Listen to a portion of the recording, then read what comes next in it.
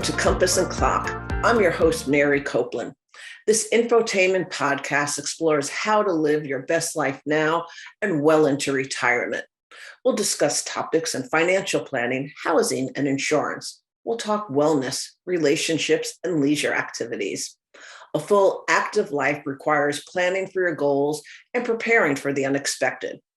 I'll introduce you to a variety of guests, from knowledgeable experts to folks sharing stories of their life experiences and so much more. Because life is big. All is intended to help guide you in planning for what you need now and at any age. Like and subscribe so you don't miss a thing. Today, my guest is Amber Hassenflug. Amber is a writer, podcaster, and a digital marketer.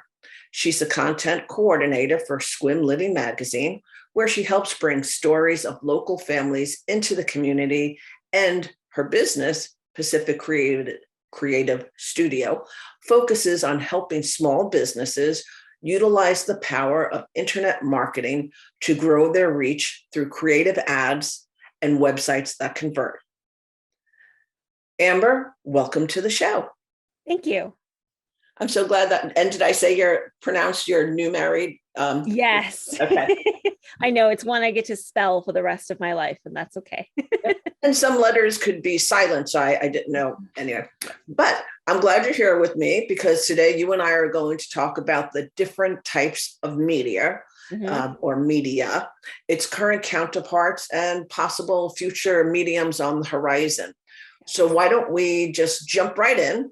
And there's a multitude of ways in which people can get information and entertainment and so much more. So can you walk us through some of these different types of mediums in their past and present forms, please? Yes, of course. So with the internet finding its footing, especially now that we've been utilizing it in our daily lives more frequently since shutdowns and rollbacks and everything else, we're all using the internet for all sorts of things, from shopping to work and education, and even more so utilizing it to stay connected, whether it's your neighbor you can't go see because of health reasons, or for the weather, or your friends and family in other places across the country, or even the world. So because the internet has become such an essential part of our lives, to the point where everyone is even carrying it now in their pockets, we now live in a society that's wanting answers and results immediately. Don't know the answer? Google it. Want to know more about a business? Check their website. I know many of us remember a time you might see an infomercial on TV and call in to order the product, only to have to wait 6 to 8 weeks for it to show up on your doorstep. Now you can log into Amazon and have it shipped to you within 2 days, or order a class or ebook online and get it immediately. Because of this, people have started using the internet for a lot of other things too. Didn't catch that episode of your show at its scheduled time? Watch it and all of the other episodes online right now on a service like Amazon Prime or YouTube. Netflix has started putting entire seasons of shows all up at once, so you don't have to wait a week to find out what happened with that cliffhanger. Hulu works closely with networks to stream shows they've aired so you can watch them at your convenience. You can listen to a podcast and get all the information at once, rather than waiting between commercial and music breaks or for the 5 o'clock or 11 o'clock news. Services like Pandora and Spotify have made it where you can pick your favorite song and listen to it as many times as you want, or skip over those songs that you just can't stand. Newspapers have even converted to using a blogging format, so you don't have to wait until the paper comes out the next day to get breaking news. So remember when you had to learn the next day or the next week to find out, or you had to wait to find out what happened? Things like D-Day and V-Day, and updates to the Vietnam War. Television made breakthroughs for this. Like when the verdict of the trial of O.J. Simpson happened, we watched it live on TV. Same thing with 9/11. We were able to watch what was happening live on TV instead of waiting for the next day for the newspaper. But that's if you had a TV turned on or you were listening to the radio. Now, the internet has made it where you can get breaking news in your email inbox or your Facebook feed. So while it has created a new sense of urgency, because we no longer have to wait for things to come to us or be just in the right place at the right time, it can also be so convenient. So to answer your question, the counterparts to what's now considered old media, even though it's not really old, versus new media, go like this. TV has transitioned to streaming services like YouTube and Netflix. Radio has transitioned into podcasts, and newspapers and magazines have transitioned into blogs. That's not to say the old media is dead, but I know we're going to touch on that in a little bit. And when you said breaking news too, even on my iPhone, I will get breaking news from CNN because I have that app on my phone. Yep. Yeah. So, and I get New York Times in my inbox, despite the fact that I live in Washington. So yeah. I'm subscribed to that too on my email. Mm-hmm. Well, Yeah. Why don't we just break it down by different mediums? So let's start with audio. Yep. And radio versus podcast. Explain, what is a podcast? What is a podcaster? Yeah. Well, a podcast like this one, it's an audio file that's updated regularly, and people can get the latest episodes across whatever platform they like to use. And a podcaster is the person or people presenting on the podcast, like you, Mary. Podcasts can be heard on YouTube, on Amazon, on Spotify. Apple and Google both have their own applications. So much like radio, it's really an on-demand audio file that's saved and then sent and broadcast to these different apps. So when people click on it in their app and say, I want to listen to this, it will immediately link you to the feed and you can listen to it right away. Also, with podcasts, you can rewind, fast forward, even stop listening and pick it up later. You can't do that with radio. Now, some podcasts are sponsored or have little commercial breaks in between the content, but listening to a single 30-second ad is very different than 2 minutes of commercial breaks every 15 minutes. Also, the advertising that's in these podcasts is usually likely to be something that would be of use to you, which makes everything a lot more entertaining and engaging. Okay. Now, I believe you're a podcaster. What is the name of your podcast? Yeah, my best friend and I co-host a true crime podcast, and it's called True Crime and Chill. We've been doing it since April of 2020, and we've managed to get a little bit of a following, having even as many as 750 downloads in a single week. She's been getting her bachelor's in criminology, and I grew up watching Robert Stack on Unsolved Mysteries and detective shows like Columbo with my mom. So if true crime is something you're into, there's a lot of choices out there, but feel free to give ours a listen. So with podcasts also, you and I are doing one right now, the Compass and Clock Infotainment podcast. You have a true crime one, but, podcasts are a variety of topics, right? They could be educational, they can be entertaining, they can be like PBS, anything. So it's pick your choice. Yeah, you don't have to wait to become a radio personality anymore. You can create your own and broadcast it. Got it. So we've been talking audio up until now. Let's segue into visual. TV is a huge visual source of entertainment and information, but what are its newer counterparts? You were talking about them in the intro. So let's break them down and spend a little bit of time on those. Sure.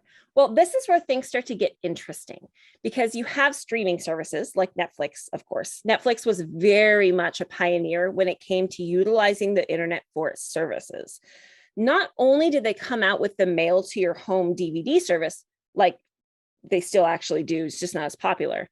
It came to the point where Blockbuster even tried to compete with it, but they started testing the video on demand aspect as early as 2009. Now, we have all sorts of streaming services like Amazon, Hulu, Peacock, Disney Plus, and that's just the tip of the iceberg. There's also other streaming services like YouTube and TikTok.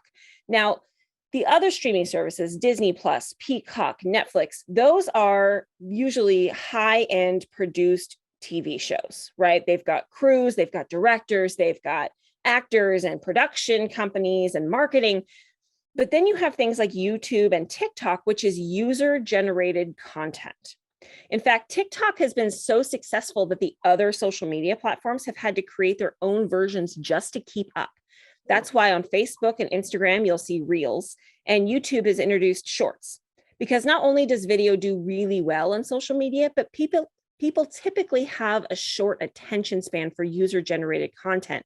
And that 60 seconds or less has been proving to be a very snack-sized and consumable type of content, which allows users to start watching more content, and it keeps people on their platforms and entertained for longer.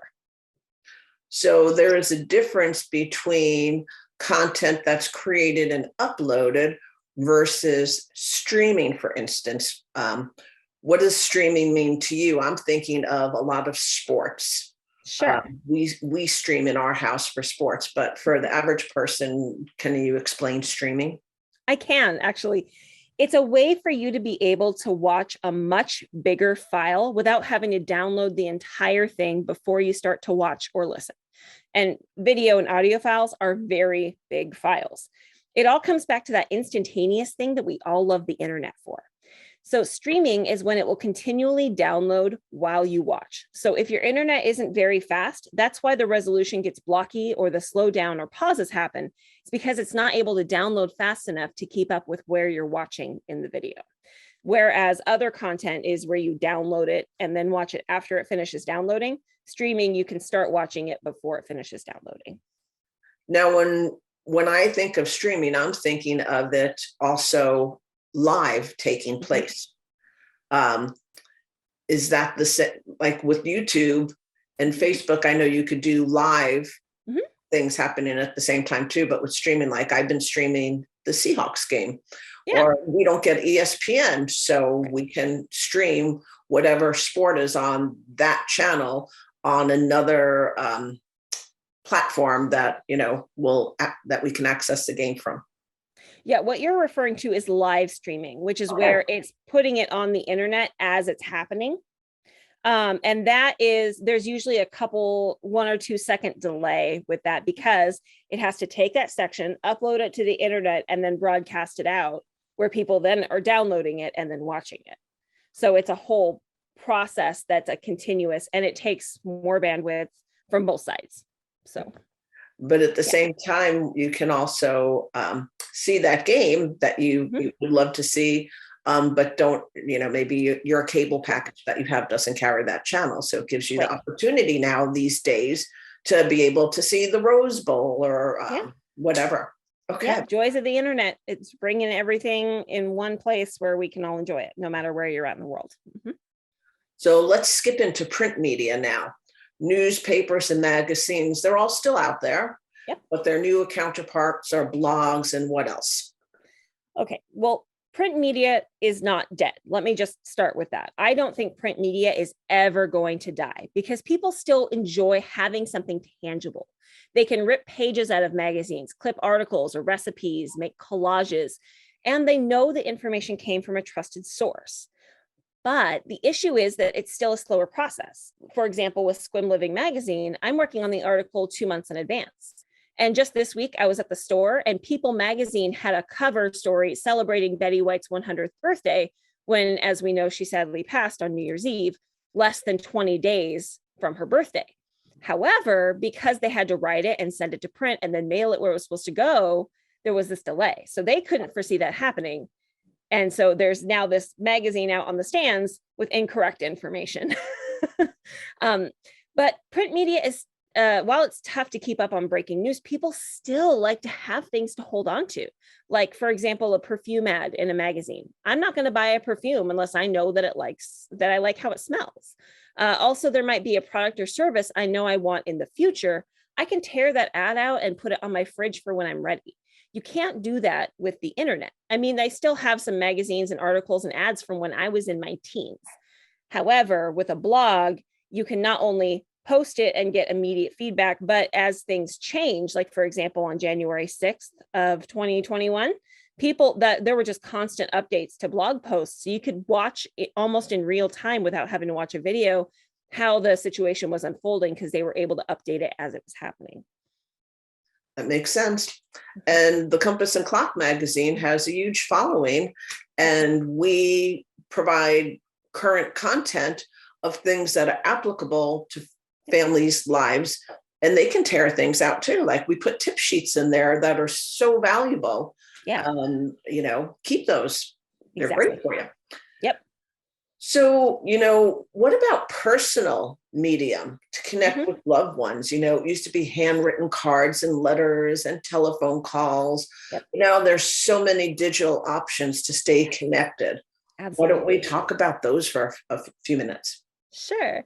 I mean, people still enjoy those physical things, of course, but with social media, I can now keep up on somebody's life while they're still busy. They can post pictures of their kid and I can say, oh my gosh, Lily is growing so big. And she might live in, say, Florida, and I live in Washington. I can keep up with her life without having to interrupt either one of our lives to stay connected, which is nice. Also, there are more people now that use Facebook Messenger than texting. So lots of great applications have come from it. Lots of great ways to stay connected. Like, for example, Zoom. I had never heard of Zoom until we got snowed in at home in like 2019. And we had to find a way to work from home, which ended up being a precursor to what we did for COVID. So, but knowing that you can conduct business from home is really helpful. And people still love those physical things, of course, letters and cards. And it may mean working from home and keeping people safe during a pandemic, or keeping people home when it's icy and snowy outside and roads are unsafe. And you don't have to lose days of work. Employees don't have to miss out on paychecks, and employers don't have to worry about losing costs to days off of work. However, the other side of that is it's also less intimidating to send a text or an email than a call. I was hearing a story recently where somebody was saying, well, Mom, what did you do when school was canceled? How did you find out? Well, if I was in college, I had to hike my butt down to that classroom only to see the note on the door and find out that class wasn't happening that day. Or we had to watch the news and see the bottom of the screen, like baseball scores saying which schools were closed because of weather, right? Now we get an email, we get a text, we get a call, and it's all in an automated system, which makes it easier for the schools. So when I'm doing business, I still personally prefer to do in-person meetings or Zoom meetings so I can see the person, or phone calls, because there's something about that connection when you hear somebody's voice. But that's just how I grew up. And I think there's still a place for all of it. But an email or a text can be sent to be picked up and returned at convenience, much like a voicemail. So it's also great for a paper trail when it comes to, you didn't tell me this, or performance evaluations and reviews, because you can say, actually, if you look at this email, I specifically said this. So you can't say I didn't say it, rather than like an in-person meeting where it could go glossed over. I worked for an insurance company where we would use Messenger. So I would let my boss know who was on the phone when he was in another part of the building. So I didn't have to get up and walk the distance and make that person on the phone wait longer. He knew immediately on his computer screen who was on the phone and what they were calling for. So, but again, it's always really nice to get a letter or card or newsletter or magazine in the mail. There's even services on the internet like Punk Post or Handwritten that will handwrite cards for you and then mail them. Personally, I love to use Punk Post. I'm terrible at actually getting things in the mail. Like, it'll sit in my purse or by my door with a stamp on it forever. Punk Post, I can say, I want my card to say this and mailed to this person by this day. And they'll do an artistic inside and mail it for me. So I can schedule out all my cards for the year, for birthdays, for anniversaries, for holidays. And then I don't forget, and they still feel special. So the internet has made things like that still very convenient. It has really made many things convenient, but at the same time, the personal touch is always nice too. And so there are apps and programs out there that can still be more personalized.